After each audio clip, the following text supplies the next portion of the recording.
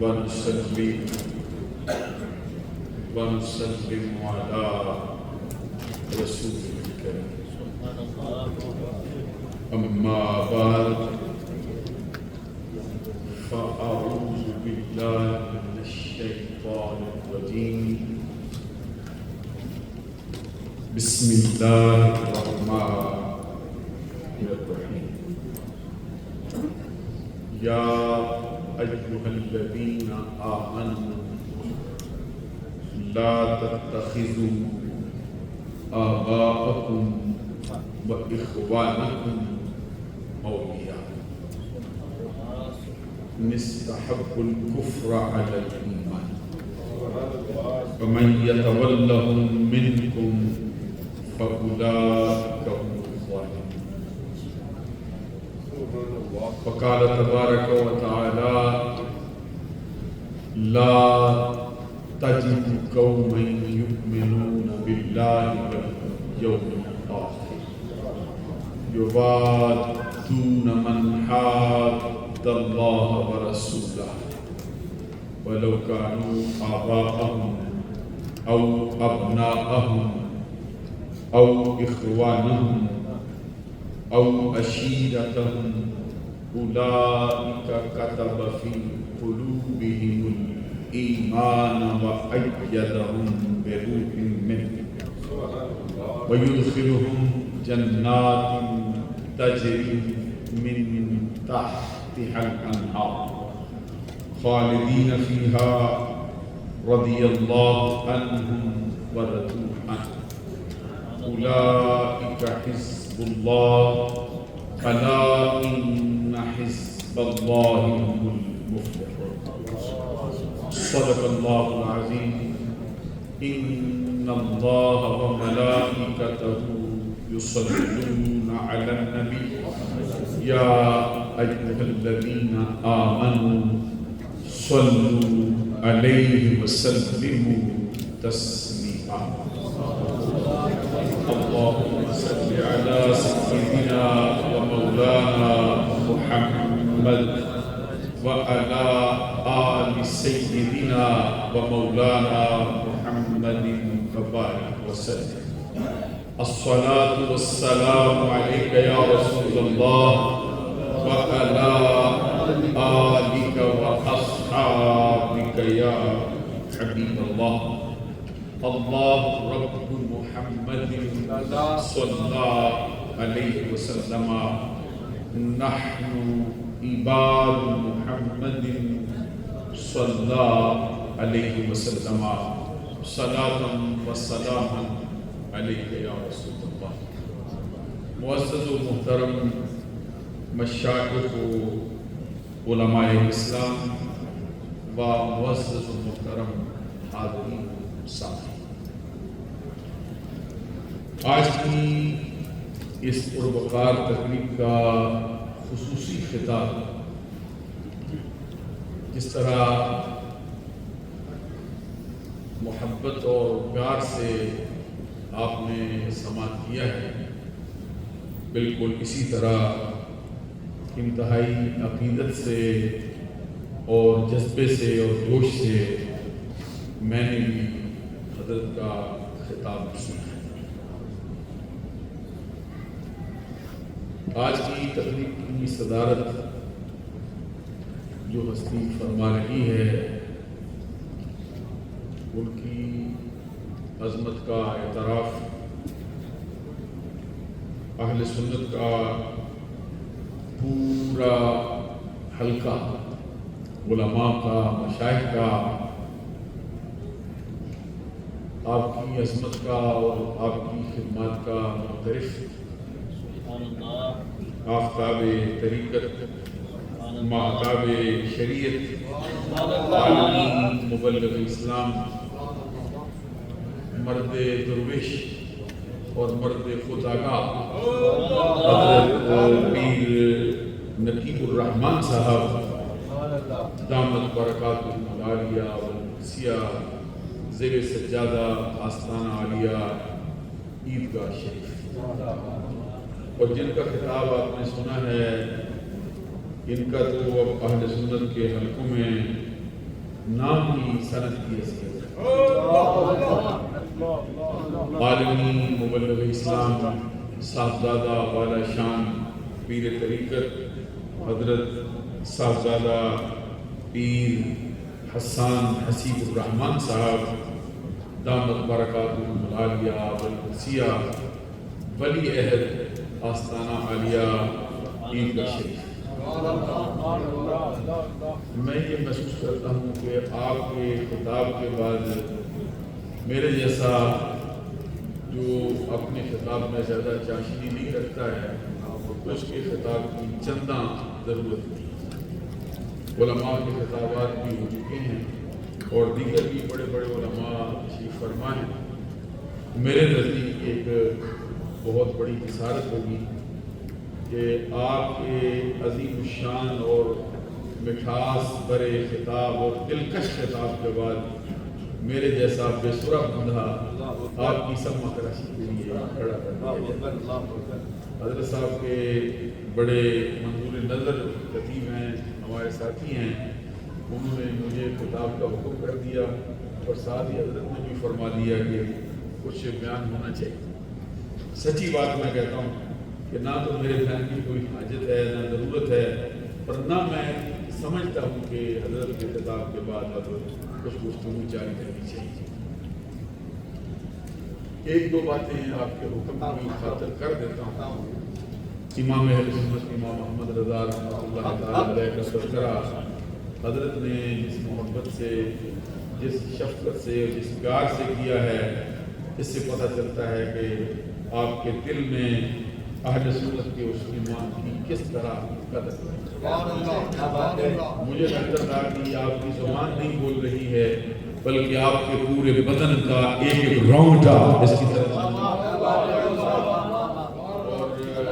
مجھے یہ محسوس ہوتا تھا کہ اگر ان کے بس میں ہوتا تو یہ عشق و محبت کی جو داستان ہے اس کے کلاب زمین و آسمان کے ملا کر، پھر بھی انہوں نے بہت سا جو ہے وہ خیال رکھتے ہوئے عقیدت کے میدان میں بڑا قدم رکھنے کے باوجود بھی جو ان کے دل کی خواہش تھی اس پہ وہ عمل پیرا نہیں ہو سکتا، کیونکہ ان کا جو پیار ہے یہ مجددی فکر کے بندے ہیں، لیکن ہمارے نزدیک فکر مجددی ہو یا فکر رضوی ہو یہ ایک ہی فکر کا نام ہے، اور یہ فکر جو ہے یہ عشق مصطفیٰ، عشق مصطفیٰ جو ہے اس کو پھیلائیں تو زمین و آسمان سے بڑھ جاتا ہے، اور اس کا اجمال کریں تو پھر وہ دو لفظوں میں بھی بیان کرتے ہیں۔ جو اعلیٰ حضرت نے امام اہل سنت امام محمد رضا نے کہا ہے کہ کروں تیرے نام پہ جان فدا، نہ بس ایک جان دو جہاں فدا، دو جہاں سے بھی نہیں جی بھرا، کروں کیا دو جہاں سے بھی نہیں جی بھرا، کروں کیا۔ یہاں پہ اپنی کم مائگی کا جو ہے نا وہ اعتراف کرتے، اور ایک وہ نہیں کرتے سارے کرتے۔ شادی شرادی کو بھی ہم نے دیکھا ہے، بہت کچھ لکھنے کے بعد یہ کہتا ہے ندان قدامی سخن گو یمت کہ والا ترا غانچ من گو یمت ترا ارد لولا تمکین بس سنائے طاہا و یاسین بس چے وسوس کند سادی نا تمام علیک الصلاۃ اے نبی والسلام۔ ادھر آپ کی سمجھ سے تھوڑا بہت ادھر ہو گیا لیکن ان کا کلام ہے کہ غالب تو بھی بہت بڑا وقت ڈالتا ہے، وہ بھی ایک ہی جملہ کہتا ہے غالب ثنائے خواجہ، غالب ثنائے خواجہ ویسنا گزاشتے کہاں ذات پاک مرتبہ دانے، جس کو بھی دیکھا ہے ہماری گانے میں نظر ہے، اور خود ہمارے ابھی مالک کریم کے ہمارے جو بہت ہی بڑی ہستی ہوئے مجدد ہے وہ بھی زمانے کے حضرت پیر میرعلی شاہ رضی اللہ تعالیٰ عنہ کی اپنی زبان میں بہت اونچا کلام کرتے ہیں جس میں کہتے ہیں سبحان اللہ ما احسن کا ما اجمل کا ما اکمل کا، کتنے کتنے تیری صلاح انہیں سکھ دیاں تے قرآن دیاں تے لکھوار صدقڑے جان دیاں تے انہیں بردیاں مفت بکاؤں دیاں تے شالا وقت بھی آمیں، پھر کہتے سبحان اللہ ما احسن کا ما اجمل کا ما اکمل کا، کتنے مہرے کتنے تیری صلاح۔ معلوم ہوتا ہے کہ یہاں اسے بھی افواہ وہ بھی کہہ رہے صرف مجھ سے تو نہیں ختم ہوئے، سارا زمانہ ہی یہاں پہ تھا ڈالے بیٹھا ہے، سرکار کی مدح ہے، سرکار کی ثنا ہے، کہاں پائے تکمیل کو؟ والا حضرت امام اہل سنت امام احمد رضا نے ایک ہی نقطے میں بات کو مکمل کیا، فرماتے ہیں کروں تیرے نام پہ جاں فدا، نہ بس جان دو جہاں فدا، دو جہاں سے بھی نہیں جی بھرا، کروں کیا کروڑ جہاں ہے تو میں کیا کر سکتا ہوں؟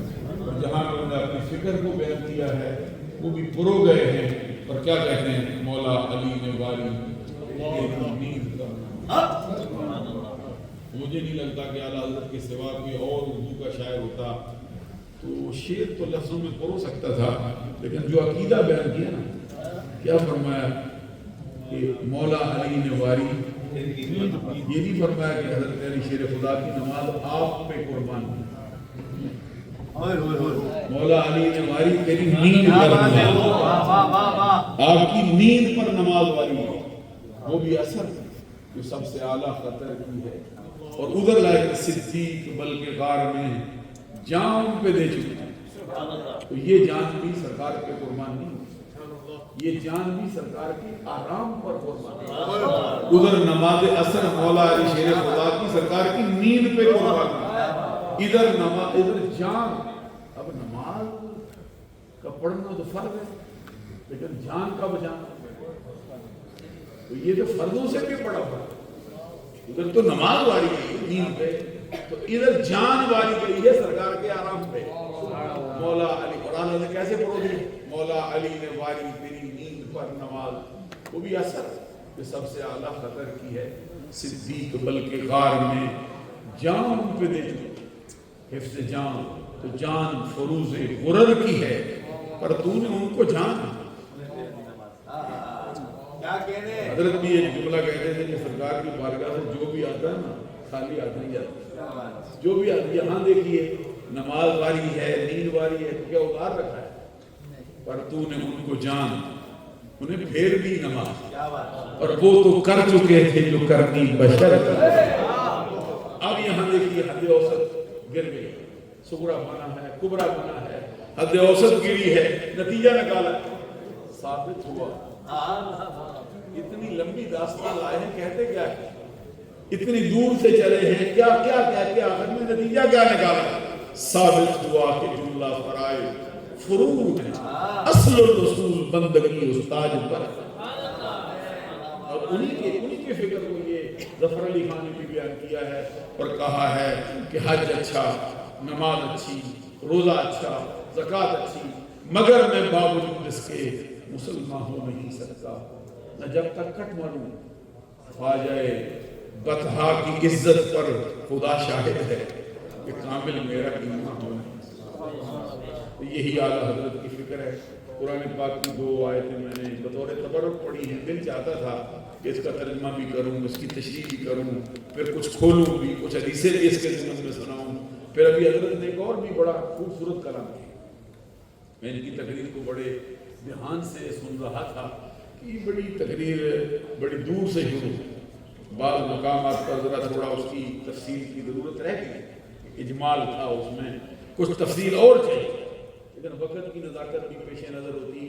یہ دیکھیں سرکار کا جو علم ہے اس پر کیسا کلام ہے کہ یہ علم ما کانا وما، بولیے بس سننے والے بندے ہیں، علماء کے سننے والے، حضرت صاحب کو بھی سنتے رہتے ہو، زیادہ مجمع حضرت صاحب کو میں دیکھتا ہوں کہ علم ما کانا وما یکون، علم ما کانا وما یکون کیا مطلب ہوتا ہے؟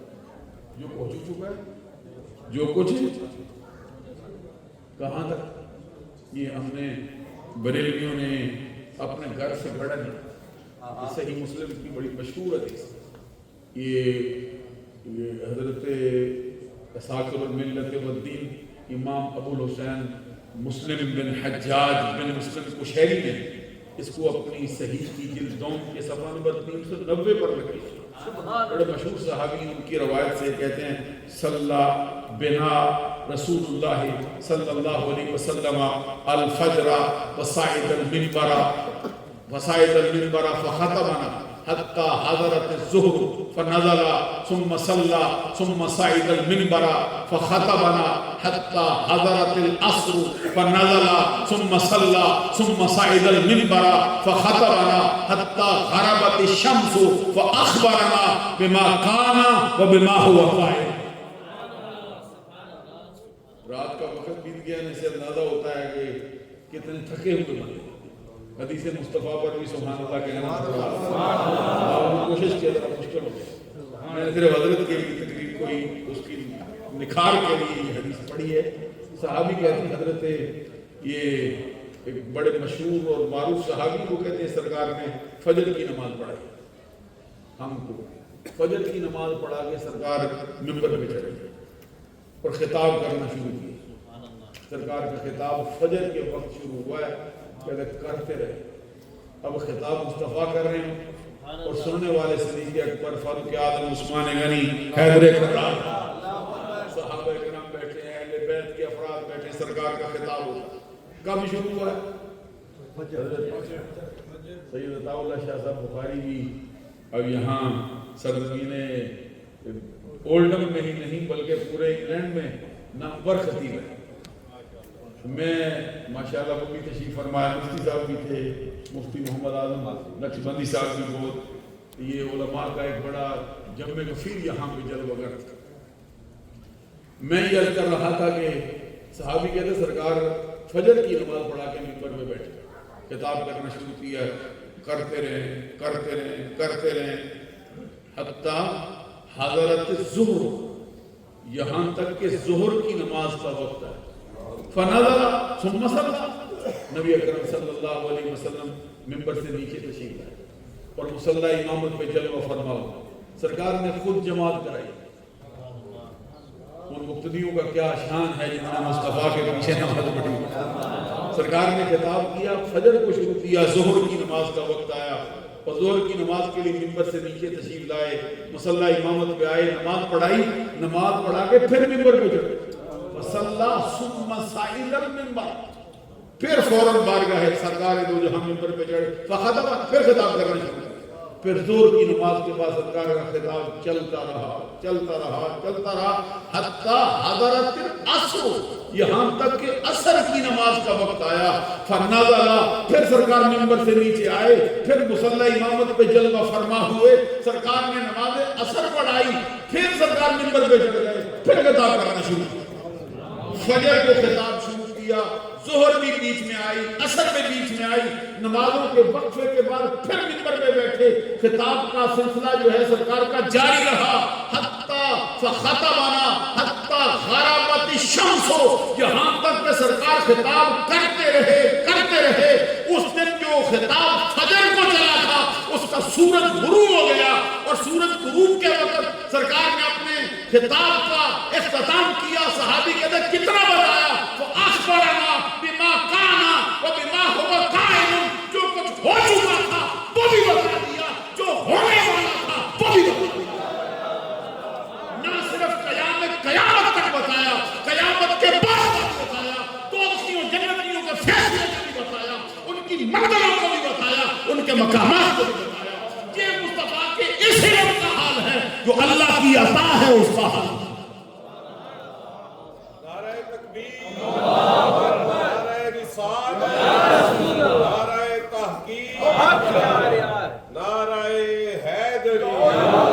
یہ نظریہ اہل سنت جو اعلیٰ حضرت امام اہل سنت امام محمد رضا رحمت اللہ تعالی علیہ نے جس کے لیے اپنا آپ پیش کیا. حضرت فرما رہے تھے یہ کچھ نئی فکر نہیں, یہ وہی فکر ہے جو حضرت علی شیر خدا نے سرکار کی نیند پر اپنی نماز قربان کر کے دی تھی.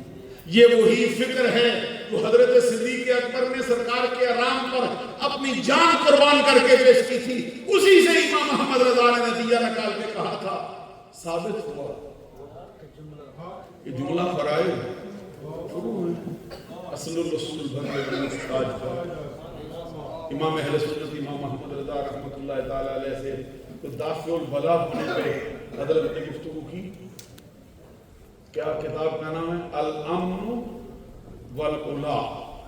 پھر آپ نے اس سے کلام کیا, یہ الدولت المکیہ, بالمادۃ الغیبیہ، سرکار کے علوم خمسہ پر جو کلام، جس کو ابھی حضرت نے بیان فرمایا کہ مکہ شریف میں بخار کی حالت میں بخار تھا اس دن سرکار کو، تو پھر اس دن بھی جو ہے نا وہ پاسمانی کرتے ہوئے بارگاہ رسالت کی اس دن کھڑے۔ علوم خمسہ جو سرکار کے، جس کے بارے میں یہ اعتراض ہے کہ اللہ کے سوا کوئی نہیں جانتا، ان اللہ عنده علم الساعہ، یہ قیامت کا علم اللہ کے پاس ہے۔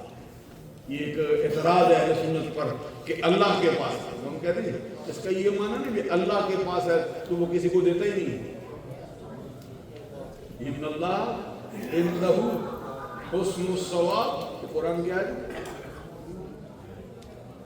عنده حسن الثواب، اچھا ثواب اللہ کے پاس ہے، تو معنی اگر یہ ہو کہ جو کچھ اس کے پاس ہے وہ دیتا ہی نہیں، تو نماز پڑھنے کا کیا مطلب ہوتا ہے؟ ہمارا یہی نظریہ ہے کہ سرکار اپنے آپ کو کچھ نہیں جانتے ہیں، جو کچھ جانتے ہیں اللہ کی عطا سے جانتے ہیں۔ پھر اعلیٰ حضرت نے وہ جو مارکۃ الآراء کتاب سرزمین مکہ میں لکھی ہے، کفل الفقیہ الفاحل فی احکام قرطاس الدراہم، یہ جو ہے نوٹ کے اوپر جو آپ نے لکھا، بڑے بڑے علماء اس وقت عاجز آ چکے کہ کیا کاغذ کا نوٹ بنانا جائز ہے۔ اس سے پہلے یہ مولانا رشید احمد گنگوئی کا فتویٰ بھی آ چکا تھا، مولانا عبدالحی لکھنوی کا فتویٰ بھی آ چکا تھا کہ کاغذ کا نوٹ نہیں بنا سکتے۔ سب سے پہلے جس نے کاغذ کی نوٹ پر جواز کا فتویٰ لکھا ہے وہ امام احمد رضا۔ عرب کے علماء بھی عاجز آئے بیٹھے تھے اور عجم کے علماء بھی عاجز آئے بیٹھے تھے۔ اس عقدے کو کس نے حل کیا؟ نام رکھا کفل الفقیہ الفاحل فی احکام قرطاس الدراہم۔ اس کے اندر یہ بنیادی جملہ جو ہے نا، یہ بحر الرائق سے، در مختار سے یہ اٹھا گیا، لو کانا لو باء قابضۃ بألف یجوز، یہ جملہ ہے۔ اعلیٰ حضرت نے یہ اٹھایا کہ اگر کوئی بندہ اپنے کاغذ کے ٹکڑے کو 1000 روپے پر بھی بیچتا ہے تو جائز ہے۔ تو ساتھ ہی فرمایا کہ یہ قیمت کاغذ کی نہیں، یہ قیمت حکومت کی مہر کی۔ یہ اگر اعلیٰ حضرت کا فتویٰ نہ ہوتا تو سارے بندے جو ہیں یہ سکے کے جو سکہ رائج الوقت ہے اس کو یا چاندی کا دیکھتے یا پھر اس کو سکے کا دیکھتے، جیسے کانسی ہوتی ہے اس کا دیکھتے یا سونے کا دیکھتے، تو کروڑ روپے اٹھانا کتنا مشکل ہو جاتا، لاکھ روپے اٹھانا کتنا مشکل ہو جاتا۔ اعلیٰ حضرت امام احمد رضا رحمۃ اللہ علیہ کی جو فکر ہے وہ اللہ تبارک و تعالیٰ کے کرم سے ایک ایسی طرز کی رہی جو اس دور کے اندر امام احمد رضا کے سوا کسی اور کو نصیب نہیں، یہ انہی کا خاصہ۔ اور پھر جو ان کو سامنا ہوا ہے آج کل کے دور میں بھی اس کی اشد ترین ضرورت ہے، پھر جو ان کو اس بات کا سامنا تھا کہ سرکار کے جو مخالفین کھڑے ہوئے، جو اشارتاً کنایتاً تو کھلا انداز کے ساتھ لکھتا تھا، اس کا جواب اس وقت دینے والا ایک ہی شخص، کون؟ ابھی حضرت فرما رہے تھے کہ حضرت صاحب الازہری صاحب نے یہ ترجمہ قرآن کے تقابل پہ بات کی۔ میں سوچتا ہوں کہ جو فکر اللہ نے اعلیٰ حضرت کے دل میں اتاری تھی اس کا انداز نرالا ہے۔ یہ قرآن پاک کی آیت کریمہ ہے، مریم ابنت عمران التی احسنت فرجہا، اس کا ترجمہ جس کا بھی اٹھا کے دیکھ لیں ان کے شایان شان۔ یہ بہت بڑا رائٹر ہے ان کا، یہ محمود الحسن، اس کو سمجھتے ہیں کہ اس جیسا ترجمہ کسی نے نہیں لکھا۔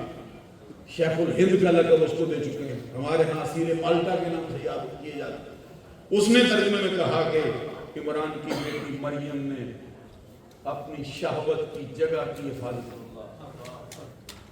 ایمان سے کہو کسی اتنی پاکیزہ خاتون کے لیے شہوت کی جگہ کا کلمہ بولا جائے، کیا تصور دل میں آتا ہے؟ کس قدر اوریانی۔ وَمَرْيَمَ ابْنَتِ عِمْرَانَ الَّتِي أَحْسَنَتْ فَرْجَهَا، عمران کی بیٹی جس نے اپنی شہوت کی جگہ کی حفاظت کی۔ اور خود مولانا شیخ علی تھانوی کا ترجمہ اٹھا کے دیکھو، وہ لکھتا ہے وَمَرْيَمَ ابْنَتِ عِمْرَانَ الَّتِي أَحْسَنَتْ فَرْجَهَا، عمران کی بیٹی مریم نے اپنی شرمگاہ کی حفاظت کی۔ اب ذرا غور کرو، یہ مریم ہے، کوئی بھی خاتون ہو اس کے سراپے میں کس قدر احتیاط کی ضرورت ہے. ملکہ فردوس بری نور چشم رحمت للعالمین ہمارے آقا کے جگر کا ٹکڑا، عظمت کا در نہاں، عفت کا گنج گراں، شہزادی کون و مکان، سیدۃ النساء اہل الجنہ، سیدۃ النساء العالمین، خاتون جنت زہرا بطول رضی اللہ تعالیٰ عنہ سے سوال ہوا تھا عورت کسے کہتے ہیں؟ آپ نے فرمایا میری نظر میں عورت کہلانے کی وہ حقدار ہے جس کے سراپے پر پوری زندگی کسی غیر محرم کی نگاہ نہ پڑی. یہ اس کا ایک رخ ہے. دوسرا رخ یہ ہے جس کی نگاہوں نے پوری زندگی کسی غیر محرم کا چہرہ نہ دیکھا. خاتون جنت کی نظر میں وہ عورت ہے جس کی نگاہوں نے کوئی غیر محرم نہ دیکھا، جس کے سراپے پر کسی غیر محرم کی نگاہ نہ پڑی. تو یہ اتنے بڑے بڑے رائٹر قرآن حدیث اور فقہ کے اور ادب عربی کے اپنے آپ کو ماہر سمجھنے والے دعوے کرنے والے کیا الفاظ ان کے لیے استعمال کرتے ہیں. کوئی شرمگاہ کہتا ہے، کوئی شہوت کی جگہ بتاتا ہے. عورت کون ہے جس کے بارے میں رب کہتا ہے مریم ابنت عمران التی احسنت فرجہا. جب زمانہ ان کی شہوت کی جگہ، شب اور زمانہ ان کے لیے شرمگاہ کے لفظ آتا تھا، اس وقت کوئی اور بولنے والا نہیں. ایک ہی بولتا تھا جو بریلی کا تاجدار، ایک ہی بولتا تھا جو نقی علی خان کا بیٹا تھا.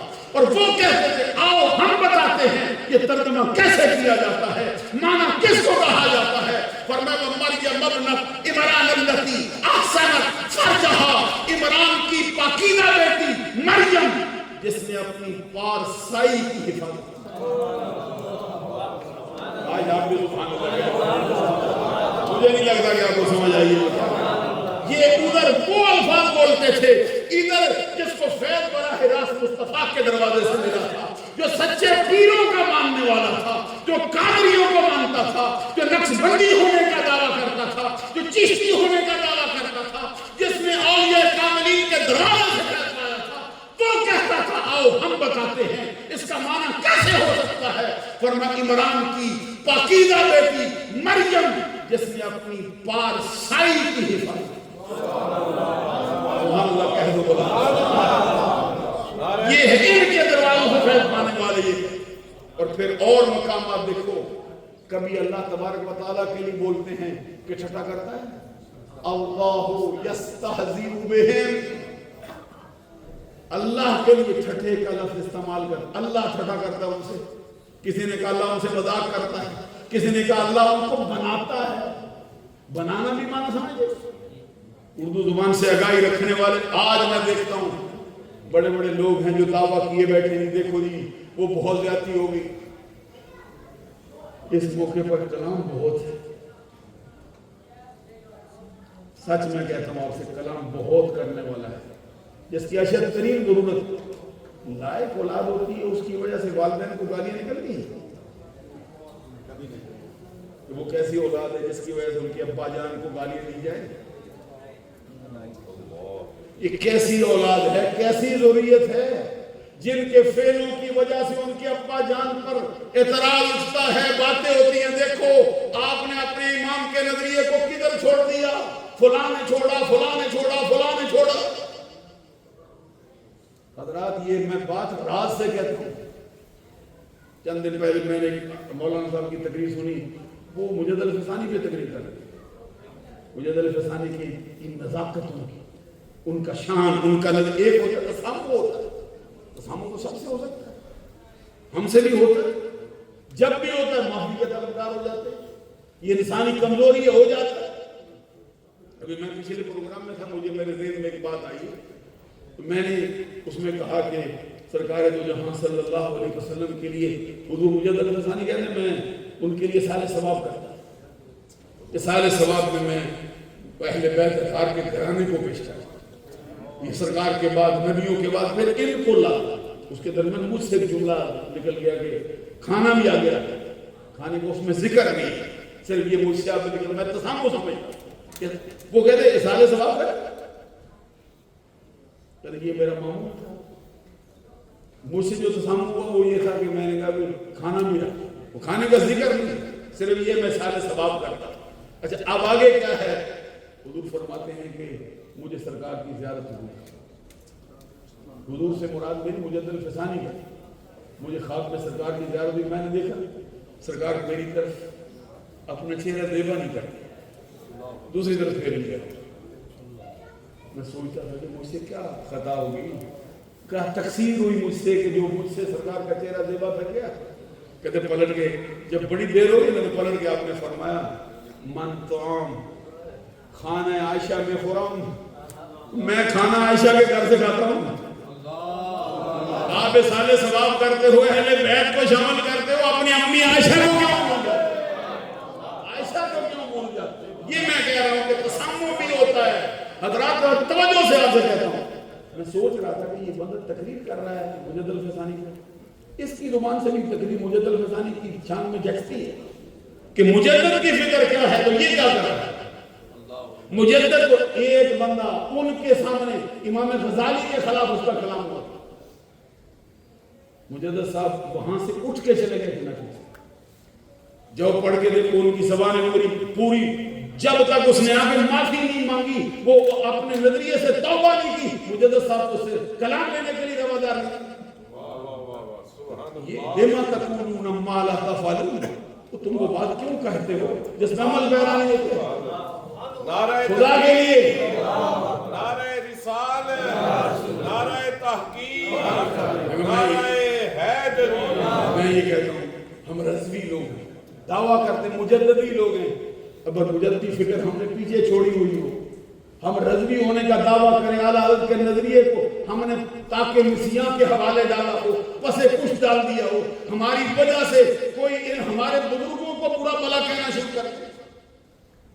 یہ نالائق اولاد کی علامت ہے, یہ لائق اولاد کی علامت. یہ دیکھو جوان ہے, یہ دیکھو حضرت پیر طریقت حضرت پیر نقیب الرحمان جب سے اس میدان میں آئے ہیں, جب بھی کوئی حضرت خواجہ عبد الکریم کا نام لیتا ہے, خدا کی قسم ان کی وجہ سے ان کا دور پھر جہاں پہ لوٹا ہوا دکھائی دیتا ہے. یہ لائق اولاد کی علامت ہوتی ہے, اپنے بزرگوں کے نظریے پہ چلتے ہیں, ان کا راستہ نہیں چھوڑتے ہیں, جو انہوں نے فکر کی ہے اس پہ قائم اور دائم چل جاتے ہیں.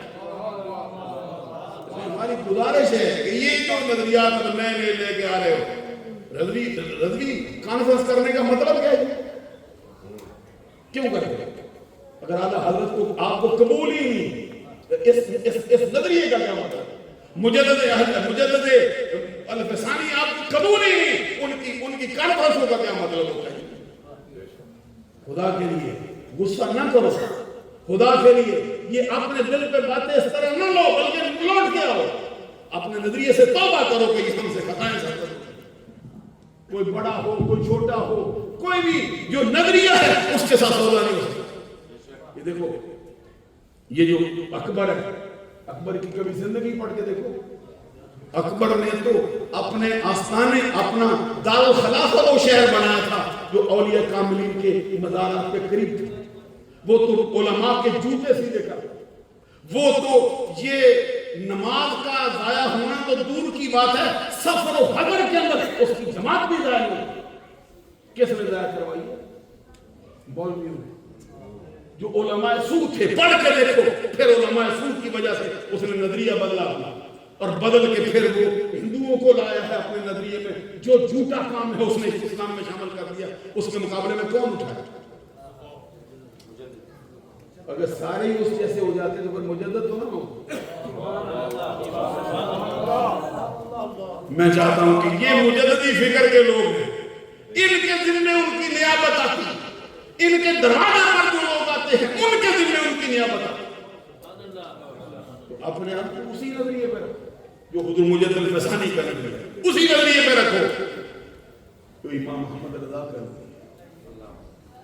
یہ آپ کی وجہ سے اعلیٰ حضرت پر کلام ہو, لوگ کہیں گے تمہارے مولوی نے محمد رضا کو پیچھے کر دیا, تمہارے فلاں مولوی نے اعلیٰ حضرت کے نظریے کو چھوڑ دیا, کہاں گئی اس کی فلاں کتاب.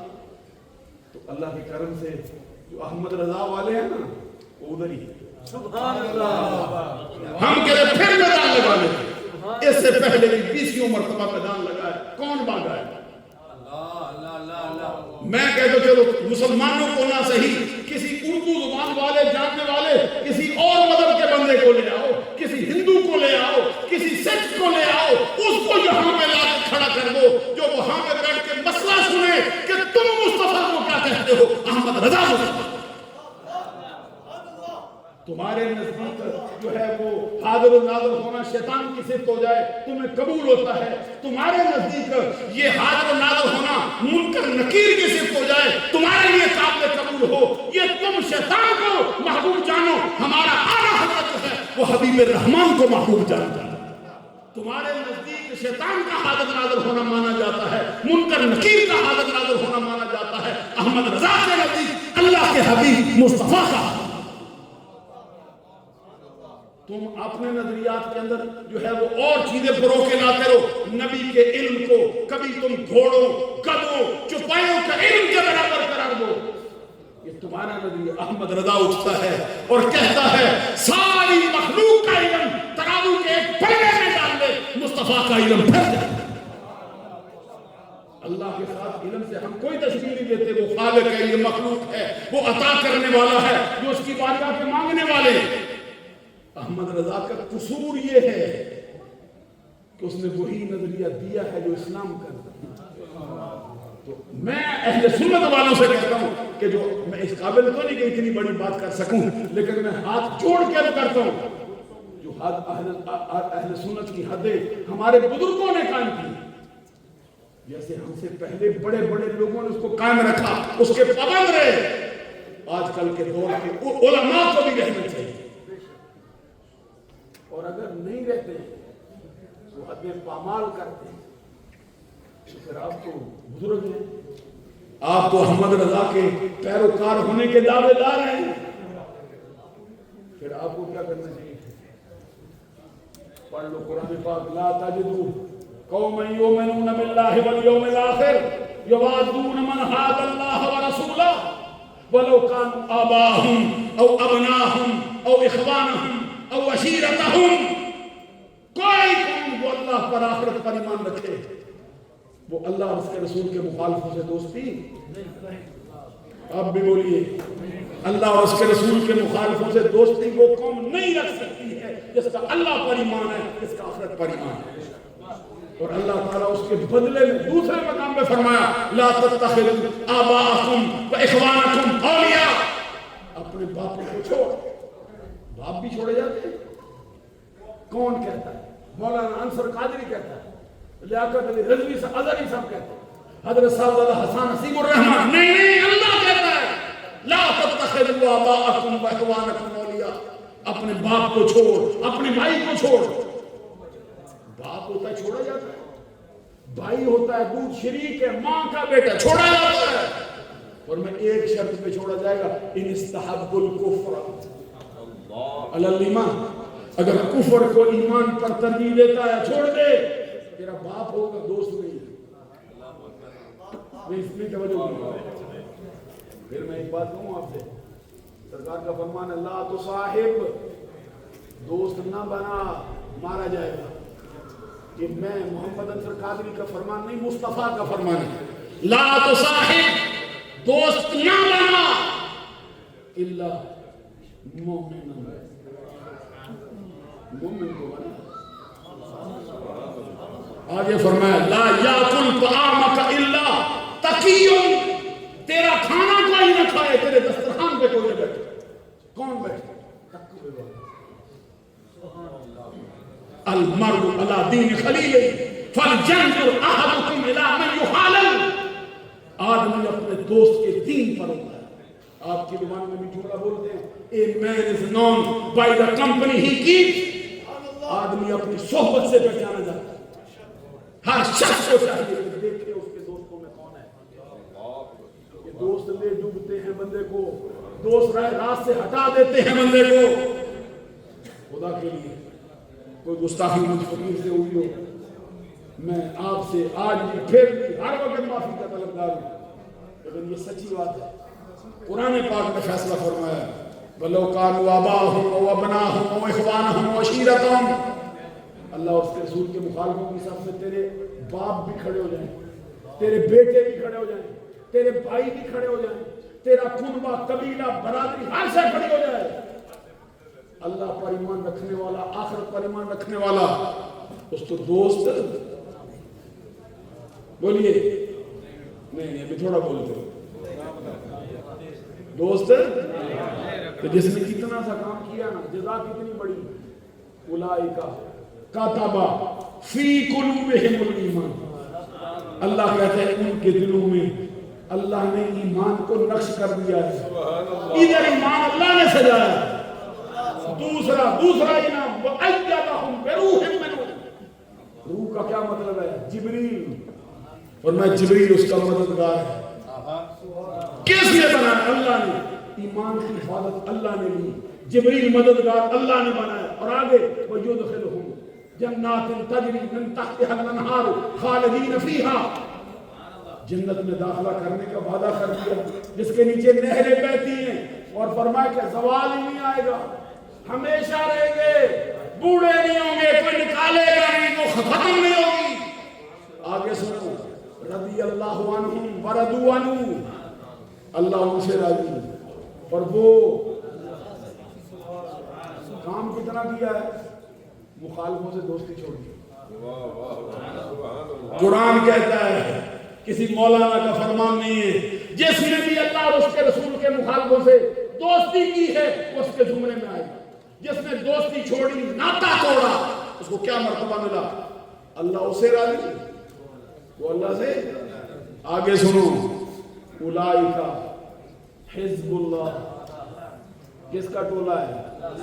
لیاقت علی اظہری صاحب کا نہیں، عطا اللہ شاہ بخاری کا نہیں، سید عقیل بن اسد صاحب کا نہیں، کسی بڑے مولانا مفتی کا ٹولہ نہیں. کس کا ٹولہ؟ کون کہتے ہیں قرآن میں؟ اللہ. اولئک حزب اللہ، اللہ کے ٹولے میں آنا ہے. اللہ اور اس کے رسول کے مخالفوں سے ناتا توڑ. ایک حدیث بھی پڑھ دوں، سبحان اللہ، سنا دوں. سرکار دو جہاں صلی اللہ علیہ وسلم کا فرمان سناتا ہوں، غصہ نہ کرو، دل میں بٹھاؤ. یہ جگہ سرکار کا فرمان ہے، لا یحق العبد حقیقت الایمان حتی یغضب للہ ویرضی للہ. کوئی بندہ اس وقت تک ایمان کی حقیقت کو نہیں پا سکتا. کب تک نہیں پا سکتا؟ جب تک اس کا ناراض ہونا پہلے، اور آگے فرمایا اور راضی ہونا صرف اللہ کے لیے نہ ہو جائے. اذا فعل ذلك استحق حقیقت الایمان، جس نے ایسا کر لیا اس کا حق ہے کہ ایمان اس کے سینے میں رکھ دیا جائے. کتنی سی بات ہے، اللہ کے لیے راضی، اللہ کے لیے اتنے سا ہمارا پیغام ہے. یہی امام احمد رضا کا اور اعلیٰ حضرت نے پوری زندگی یہی کر کے دکھایا. بلکہ میں تو کہتا ہوں اہل سنت کے ہر پیر نے ایسا کیا، اہل سنت کے ہر ولی نے ایسا کیا، اہل سنت کے ہر سچے مبلغ نے ایسا کیا. وہ کیا تھا؟ انہیں جانا، انہیں مانا، نہ رکھا غیر سے کام. آگے نتیجہ نکالا. پہلے کہا یہ میرا عمل ہے، انہیں جانا، انہیں مانا، نہ رکھا غیر سے کام. فائدہ کیا ہوا؟ للہ الحمد. کوئی نہیں جلدی میرے ساتھ. پہلے کہا یہ میں نے کیا، کیا کیا؟ انہیں جانا، انہیں مانا، نہ رکھا غیر سے کام. ملا کیا؟ للہ الحمد. میں دنیا سے مسلمان گیا. اور پھر کہا آج لے ان کی پناہ. خالی یہ نہ پڑھو، ذرا چل پڑھو نا. آج لے ان کی پناہ، آج مدد مانگ ان سے، کل نہ مانیں گے قیامت میں اگر مانگ. آج لے ان کی پناہ، آج مدد مانگ ان سے، کل نہ مانیں گے قیامت میں اگر مان گیا. دوران گفتگو کچھ فقیر سے جتنی چھوٹی بڑی غلطیاں سرزد ہوئی ہوں، کوئی بھی معمولی سی بھی میں نے جسارت کی ہو، اس کے لیے معافی کا طلبگار ہوں. وآخر دعوانا ان الحمدللہ رب العالمین.